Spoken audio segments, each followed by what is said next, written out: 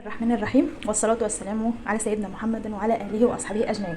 النهارده يا بنات إن شاء الله هنعمل صينية قلاش بس بالفراخ، إنما إيه، بصوا تجنن والله العظيم، هتحلفوا وتقول يا بسمة ما دقنا في طعامة ولا حلاوة صينية القلاش دي.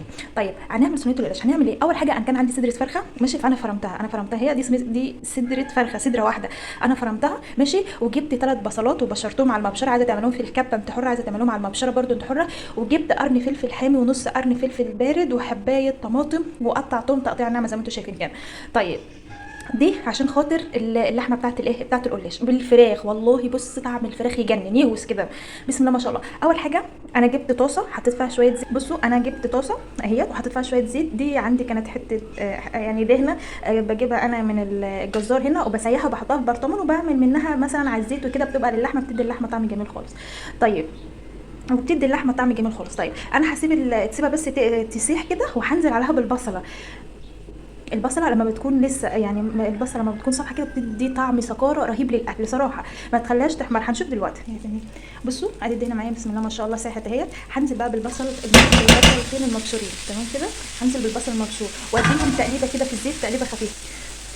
بصوا اللهم صل على النبي بسم الله ما شاء الله. بصوا الله، يعني انا كده اديتها تقليبه في الزيت معايا عادي، اديها بس تاخد دقيقه واحده بس في الزيت، انا مش عايزاها تصفر ولا اي حاجه خالص ولا حتى تاخد لون، انا عايزاها بس تاخد دقيقه في البصل في الزيت، عشان لما بتكون كده لما بتكون لسه نيه كده وبتحط عليها اللحمه بص بتديكي سكاره للحشو رهيبه. عايزه تعملها حشوه حواوشي بقى، عايزه تعملها في المكرونه البشاميل، عايزه تعملها في القلاش، قسما بالله بتبقى طعمها رهيب والله لو عملتها كده. يعني هتقولي يا بسمه بصراحه طعمها يعني يهوس هي اهي ما شاء الله. هنزل بقى باللحمه بصدره الفرخه اللي انا فرمتها تمام، وهديها تقليبه كده في البصله ماشي، هفضل اوزعها في البصله كده.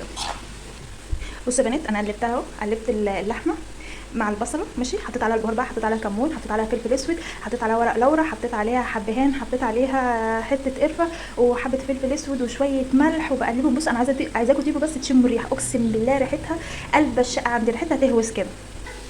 بعد كده هنزل عليها بقرن الفلفل اللي انا كنت مقطعاهم حبايه الطماطم، وهقلبهم واسيبها بقى تستوي. في اسرع من كده والله ما في اسرع من كده. وكده خلصنا من الحشوه بتاعه الايه، بتاعه القلاش. هنجيب بقى القلاش ونفرده ونسيبها لما تستوي، وبعد كده نيجي نرصها.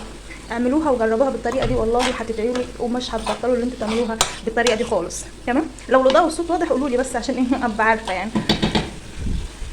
سيبها بقى تستوي براحتها، ونجيب ربطه القلاش بقى من اللفه اللي احنا عندنا ونعملها.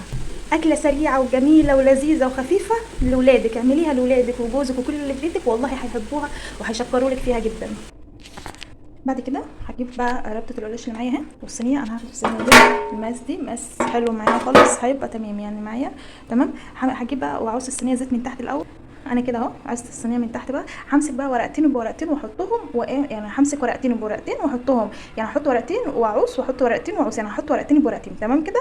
شوف العدد اللي انت عايزاه، بس زي ما تحطي تحت حط فوق، يعني مثلا لو انا حطيت 8 ورقات تحت احط اللحمه احط 8 ورقات فوق، حطيت 9 ورقات تحت احط اللحمه احط 9 ورقات فوق تمام كده اهم يا بنات. انا جبت كده ورقتين مع بعض وحطيتهم تمام، هجيب وعوزتها زيت، عوزت الورقه الثانيه من فوق زيت، بعد كده هجيب ورقتين تاني واحطهم وعوزها برده ايه زيت، وهكمل بقى الصينيه على كده.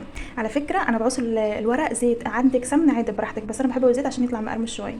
بصوا يا بنات انا كده خلصت من تحت، انا حطيت كده 8 ورقات تحت نص اللفه يعني، وهنزل بقى باللحمه، يعني انا عندي اللحمه اهي هنزل بقى على القلاش. بصوا بسم الله ما شاء الله اللهم صل على النبي. كده انا نزلت باللحمه اهو، هوزعها بقى توزيع على الكل كده ماشي. وورق اللورا ده انا هشيله برده، وشيلوا الحبهان وشيلوا الحاجات ديت عشان ما بتيجي تحت في البق كده بيبقى طعمها مش حلو. وزعها بقى توزيع حلوه، وكملي بقى رص القلاش من فوق بقى. بصوا ما شاء الله اللهم صل على النبي. انا كده خلصت الصينيه خالص، همسكها بقى واقطعها قبل ما تدخل الفرن، يعني مثلا اقطعها بالاشكال اللي تعجبكم. همسكها بصوا واقطعها بالسكينه كده، اقطعها بالشكل اللي انتوا عايزينه دي قبل ما تدخل الفرن ماشي. طب بصوا بقى يا بنات انا كده قطعته وحطيت عليه مج من الشوربه، وهدخله بقى على في الفرن تحت، هشغل الفرن من تحت وهدخل الفرن من تحت، هحطه على الشبكه، واول ما الحراك بتاعته ديت تتحمر هطلعه تحت الشوايه، وبألف هنا وشفا بقى.